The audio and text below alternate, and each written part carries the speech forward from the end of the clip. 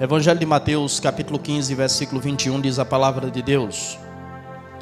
E partindo Jesus dali, foi para as partes de Tiro e Sidom.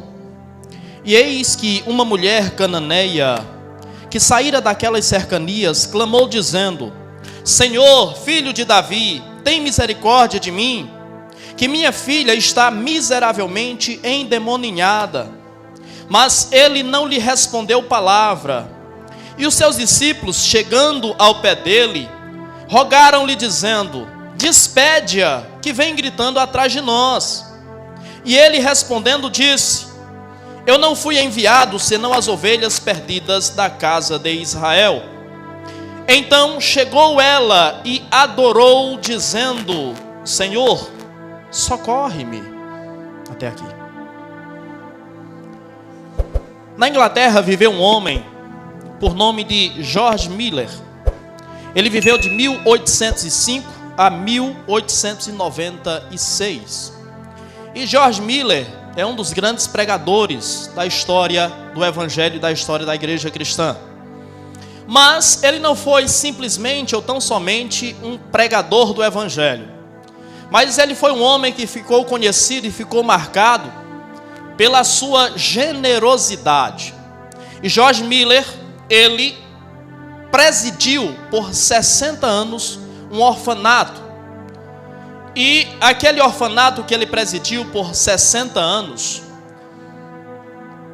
ele guardou no seu coração a verdade, a intenção de que ele não deveria pedir dinheiro a ninguém para sustentar aquele orfanato, mas deveria pedir única e exclusivamente a Deus.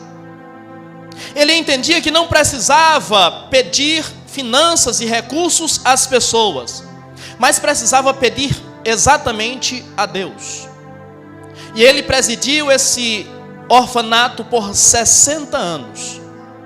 E o resultado da sua atitude foi que nunca faltou mantimento, nunca faltou alimento, nunca faltou nada para nenhuma das 10.000 crianças que passaram por aquele orfanato. E ele então criou uma frase na qual ele dizia que a ansiedade, ela põe fim à fé. Mas quando a verdadeira fé, ela começa a brotar em nossos corações, então a ansiedade, ela vai embora. A Bíblia Sagrada nos ensina, em alguns momentos, alguns exemplos extraordinários de fé. A Bíblia nos mostra exemplo de pessoas que realmente lutaram contra o imponderável, lutaram contra o impossível, e foram contra todas as circunstâncias, porque acreditavam naquilo que desejavam, porque criam que poderiam receber aquilo que necessitavam. O texto que lemos é antecedido pela história de que Jesus, ele estava na região de Genezaré. E estando na região de Genezaré, a Bíblia Sagrada diz que alguns fariseus e escribas foram até Jesus. E quando os escribas e fariseus foram até Jesus, ele então travou um embate ferrenho contra os fariseus e contra os escribas. E aqueles homens estavam preocupados porque os discípulos de Jesus não lavavam as mãos para comer.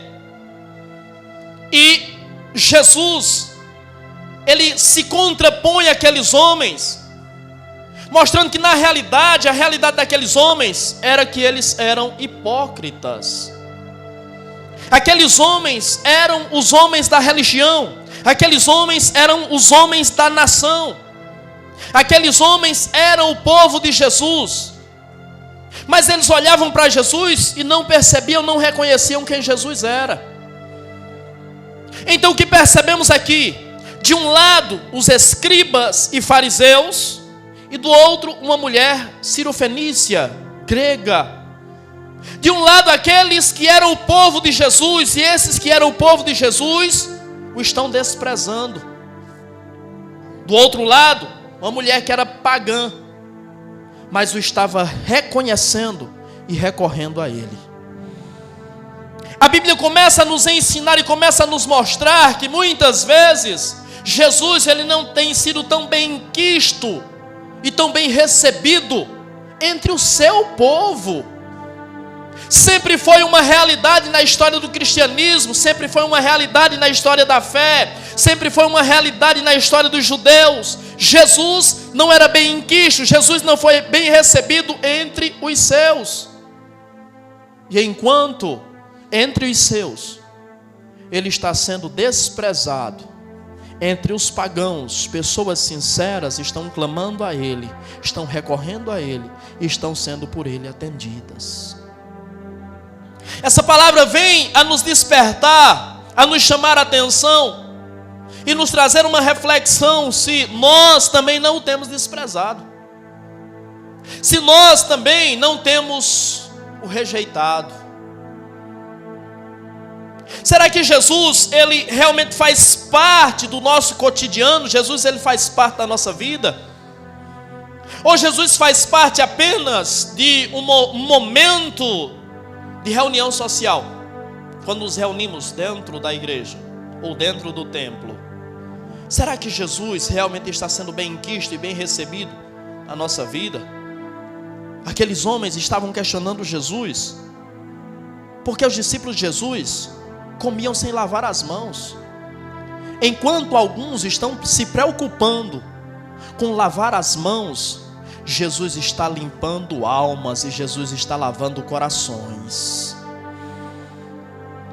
A igreja de Cristo, ela está se perdendo em uma grande parte dela, porque os homens começaram a se preocupar com coisas pequenas demais, com coisas insignificantes demais, e as coisas mais essenciais, as coisas primordiais estão sendo deixadas de lado. O homem está preocupado se você deve ou não usar barba. O homem está preocupado se você deve ou não usar paletó. O homem está preocupado se você deve ou não bater palmas dentro da igreja. Isso é mínimo, isso é insignificante, isso é irrelevante. Enquanto os homens estão preocupados em lavar as mãos, Jesus está limpando almas e Jesus está lavando corações. Jesus veio para uma obra maior, Jesus veio para uma obra mais excelente. O que eu estou querendo dizer para você é que existem pessoas que estão exigindo coisas de você que Jesus não exigiu.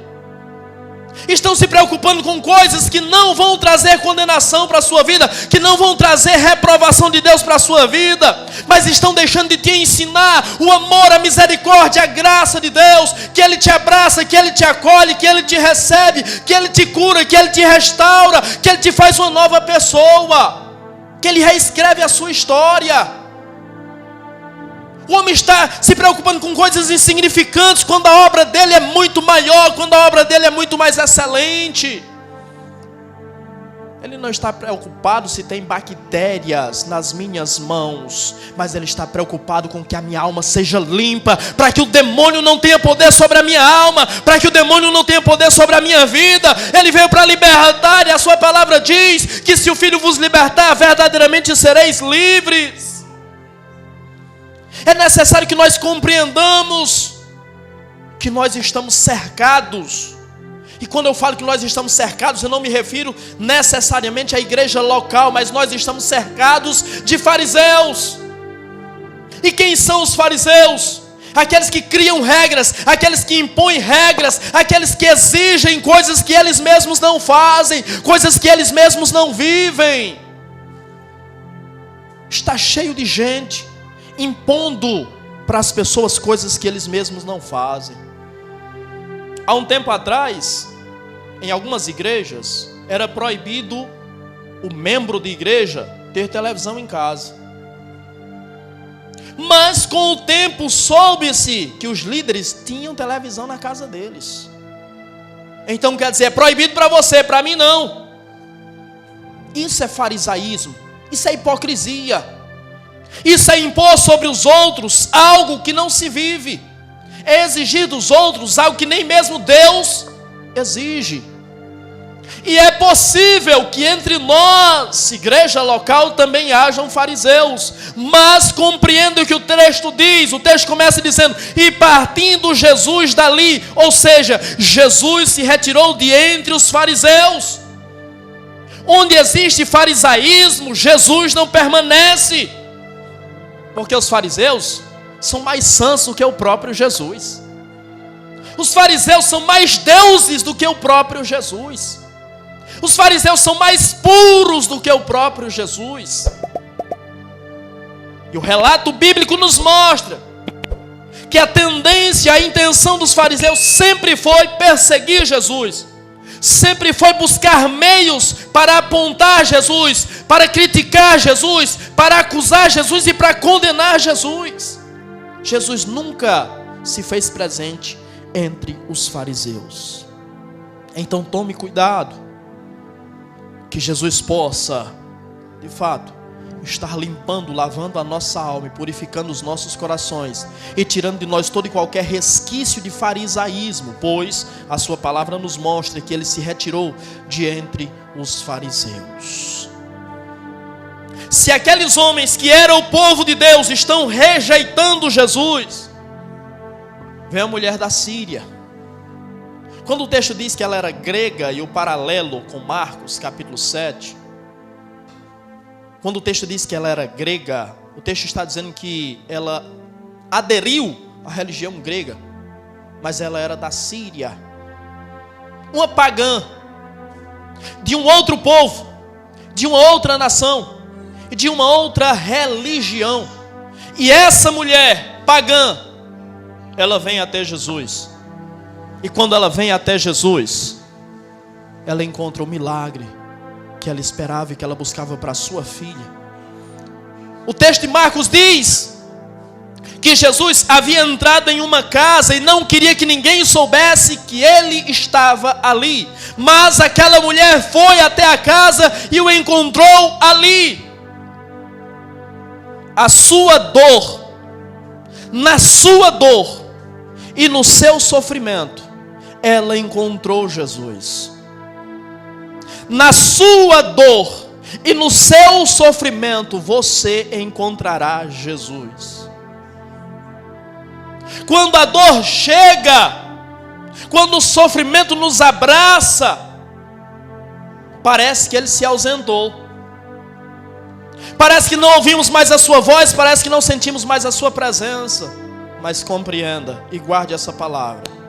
No meio da sua dor e no meio do seu sofrimento, você encontrará Ele. Ele não vai se ausentar de você. A presença dele pode até não ser tão perceptível assim, mas ele não se ausentará de você. Você o achará, em nome do Senhor Jesus Cristo. Compreenda, essa mulher não faz parte do povo nem da religião, é grega.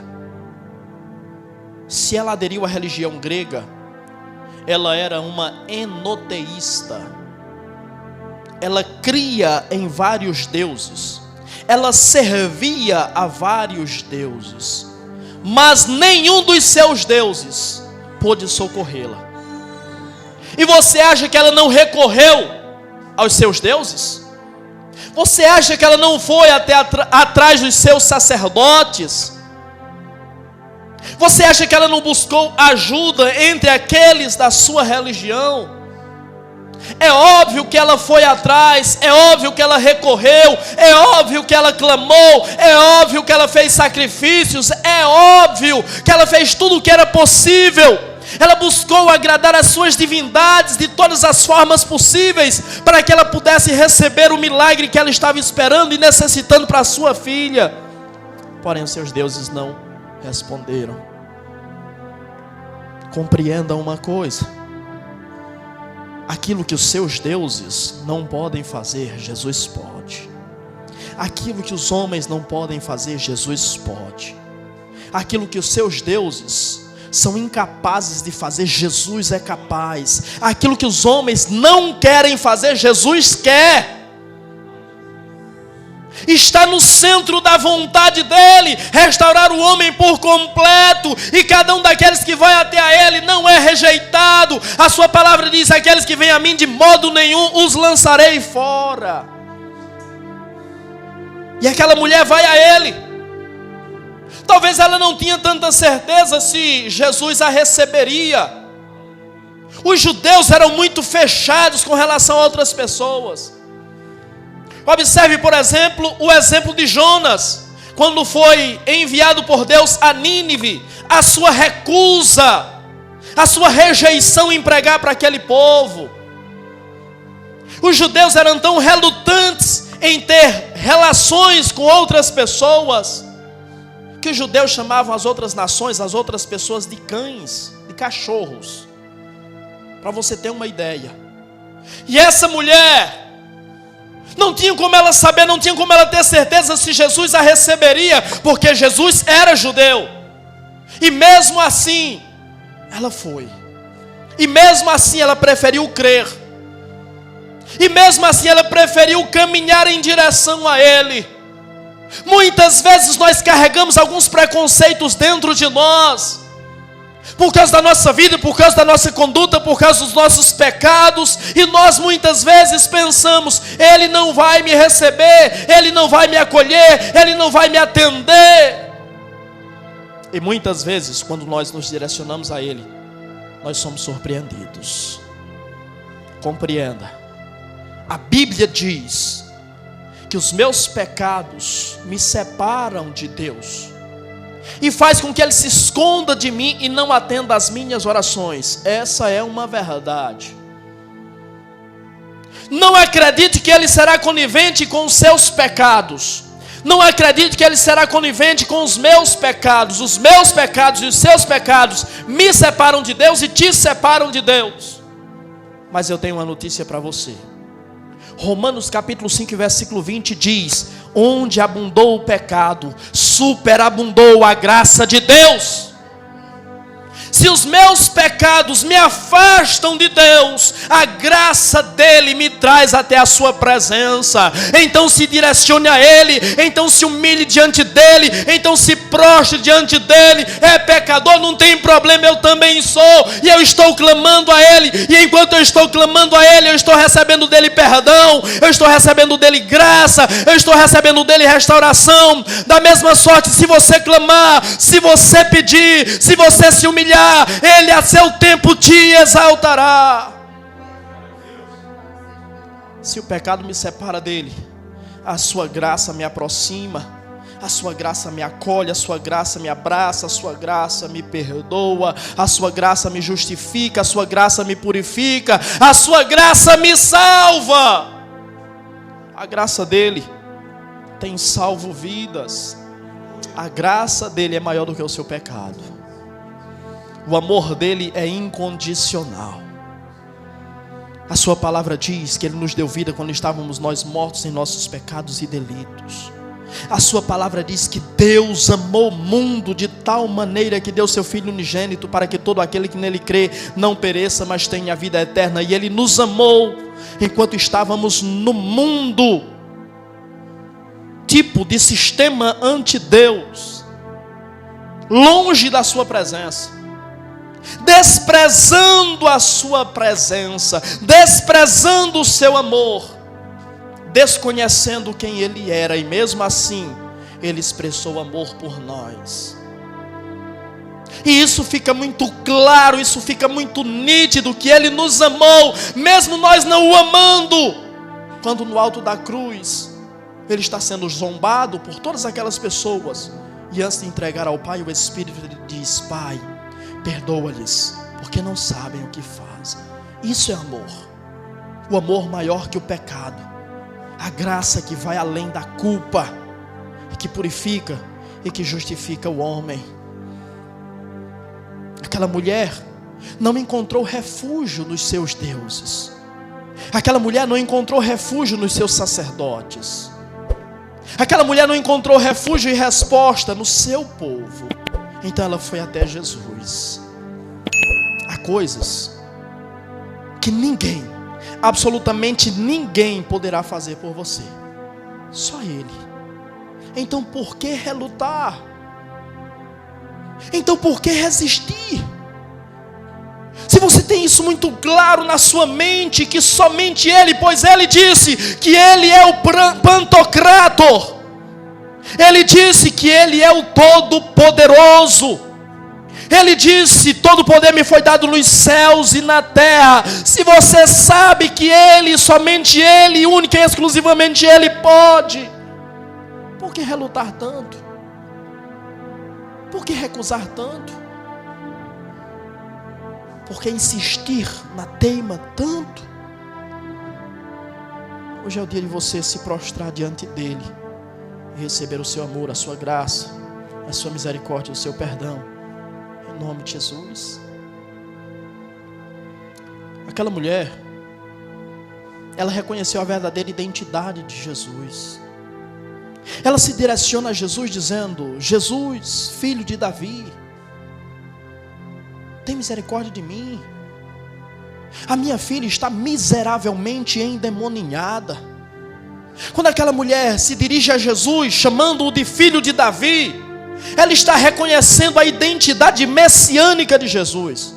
Ela está dizendo: eu não sei o que os outros pensam do Senhor. Os fariseus estão achando que o Senhor é mais um. Os fariseus estão pensando que o Senhor é um falso profeta, um falso mestre. Os fariseus estão tentando meios para te acusar, para te condenar, para te matar. Eu não sei o que eles pensam do Senhor, mas eu sei que tu és o Cristo. Eu sei que tu és o Messias. Eu sei que tu és o filho de Davi. Eu sei que tu és o profeta que Moisés prometeu. Eu sei que tu és aquele que Deus enviou.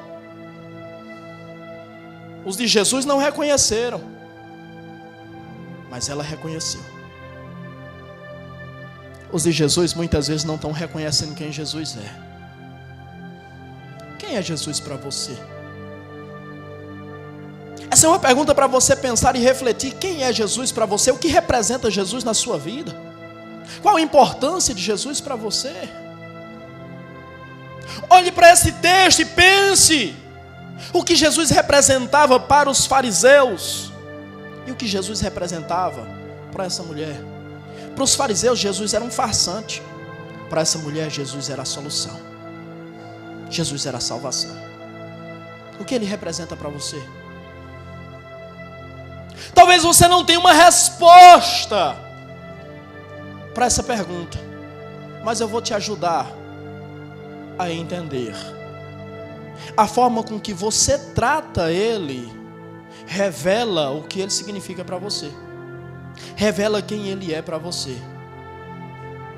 Você tem o tratado como seu Deus, como seu Senhor, se submetido a Ele, obedecido a Ele, sacrificado a sua vida por Ele? Não foi Ele que disse: quem quiser vir após mim, negue-se a si mesmo, tome a sua cruz e siga-me? Você tem feito isso? Se você faz isso, então você o reconhece como Senhor e como Deus. Se você não faz, você não o reconhece como tal. Pense! Você tem reconhecido Jesus como de fato Ele é? Quem Ele realmente é? Reconhecimento é algo imprescindível para um bom relacionamento. E algo imprescindível, especialmente dentro da igreja, para que a bênção de Deus se manifeste, para que a bênção de Deus desça. Quando os cristãos não reconhecem quem Jesus é, Jesus não é isso para eles. Jesus não é Deus para eles. Jesus não é Senhor para eles. Você quer saber, falando sobre igreja, você quer saber como é que a gente identifica quando uma igreja está com problema? Quando, por exemplo, a igreja, ela convida pregadores de fora, e quando o pastor da igreja, quando pregadores da igreja pregam, a igreja fica morta, a igreja não reage. Mas quando vem um pregador de fora, a igreja pula, a igreja grita, a igreja dança, a igreja se alegra na presença de Deus. Esse é um sintoma que a igreja está doente, que a igreja está com problema. Quem alimenta a igreja não é o pregador de fora, quem alimenta a igreja é o pastor da igreja. A Bíblia Sagrada nos diz, no livro, segundo livro dos Reis, capítulo de número 4, que uma mulher vai até o profeta Eliseu e diz: Senhor, o senhor sabe que meu marido era teu servo e ele morreu. Só que quando ele morreu, ele deixou algumas dívidas e os credores vieram para pegar os meus filhos como escravos em pagamento da dívida. E aí Eliseu diz: o que é que eu posso fazer por você? O que é que você tem em casa? E ela diz: a tua serva não tem nada. Diz: não, um pouquinho de farinha, um pouquinho de azeite e uma botija. E aí o profeta diz: vai pelas vizinhanças, vai pelas casas dos vizinhos e pede vasilhas. Pede tantas quantas vasilhas você puder. Depois você entra na sua casa, você fecha a sua porta e você vai encher essas vasilhas. E com o dinheiro do azeite, você vai pagar a sua dívida e vai viver com o resto. E aquela mulher obedeceu à voz do profeta. Por que ela não foi em outra nação? Por que ela não foi atrás de outra pessoa? Ela foi atrás do profeta. O profeta deu orientação a ela. Ela juntou os vasos, ela pediu emprestado vasos na casa de todos os vizinhos, fechou a sua porta e pegou um pouquinho de azeite que ela tinha na botija dela e começou a encher um vaso. E aí aquele pouquinho de azeite não acabava, encheu o vaso. Ela partiu para outra vasilha e foi enchendo, e foi enchendo, e foi enchendo. Qual é a moral da história para você entender? Ela pegou vasilhas dos vizinhos, mas de onde foi que saiu o azeite? Da vasilha que ela tinha dentro de casa. O milagre aconteceu com o vaso de casa. Não foi com os vasos dos vizinhos, não. Pelo contrário, os vasos dos vizinhos foram cheios do azeite que ela multiplicou. Jesus não está sendo reconhecido pelos seus. Isso mostra que o povo está com problema. Mas o milagre procede de casa. O milagre procede do que tem dentro de casa. Talvez você agora comece a entender por que a sua vida está tão travada. Por que a sua vida não flui? Por que as coisas não acontecem? Será que não está faltando reconhecimento? Valorize o vaso que está dentro da casa, porque é a partir do vaso que está dentro da casa que realmente o azeite é multiplicado e o milagre acontece, em nome do Senhor Jesus Cristo. Aquela mulher estava vivendo uma situação terrível. A sua filha estava enferma, mas não era uma enfermidade comum. Ela estava possessa por um demônio. E contra a possessão demoníaca, remédios não resolvem. Terapia não resolve. Internação não resolve. Clínica de reabilitação não resolve. Não tinha quem pudesse resolver a situação daquela mulher. Então a situação dela era terrível. Porém, reconhecendo e sabendo que ela estava lidando com uma força espiritual, com uma força demoníaca, essa mulher não se submeteu à opressão do diabo.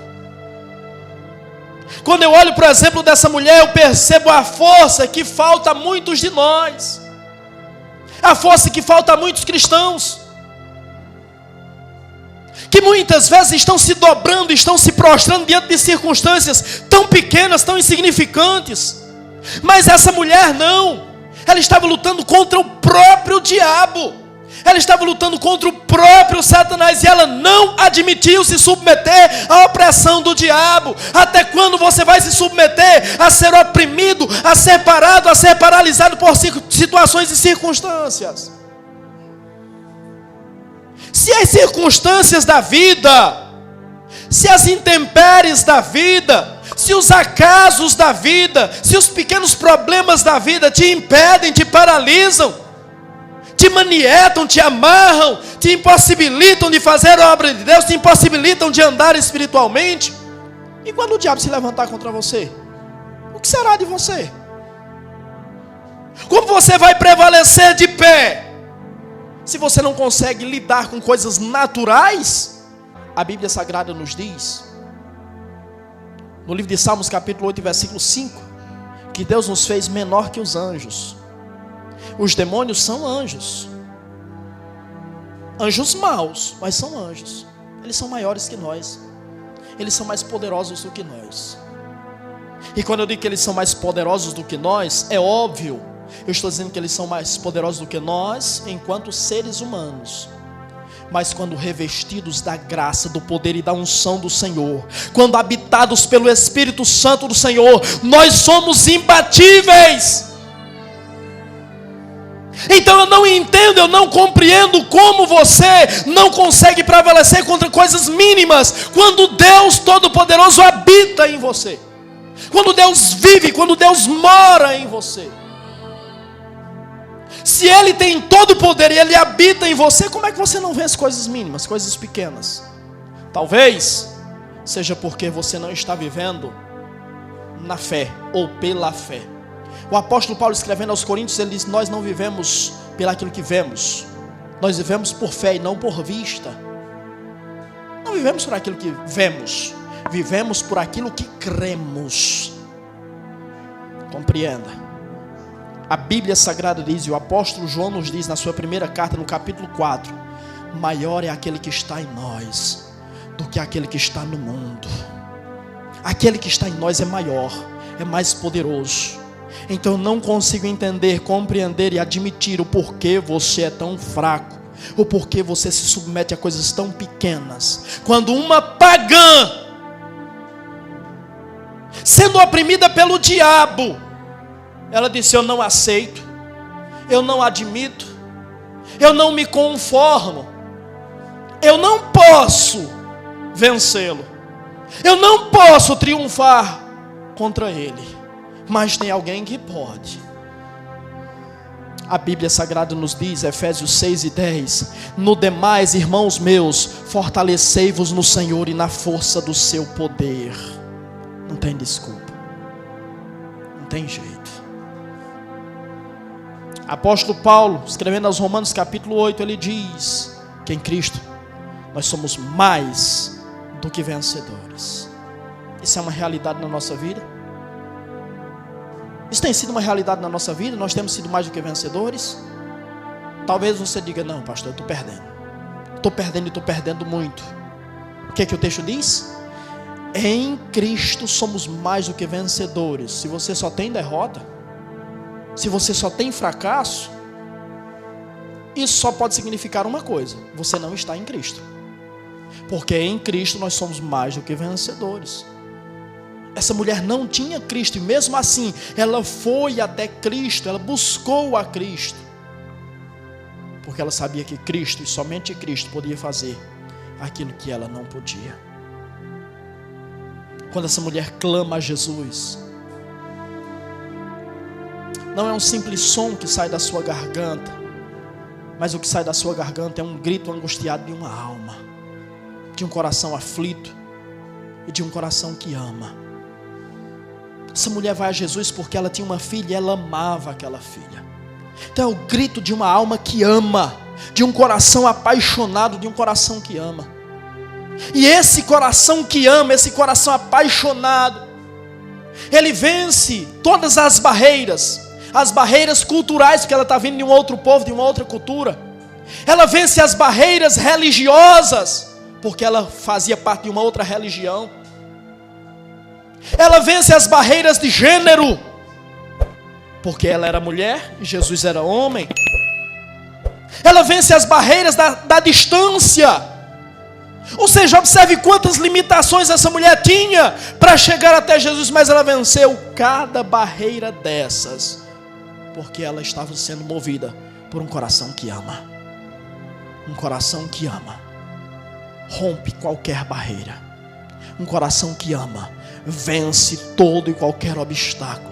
Um coração que ama não é paralisado por absolutamente nada, mas vai atrás daquilo que quer, vai atrás daquilo que ama e alcança aquilo que deseja.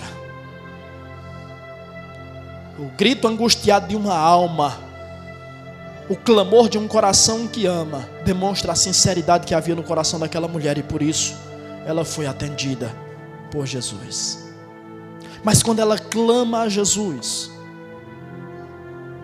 a Bíblia Sagrada diz que Jesus não lhe responde palavra. Jesus fica calado. E aí fica-nos o questionamento: Como lidar com seu silêncio? Muitas vezes, nós vamos clamar e ele vai ficar calado. Como conseguimos lidar com seu silêncio? Como é que nós vamos lidar com o seu silêncio? Talvez você esteja vivendo um período de silêncio dele.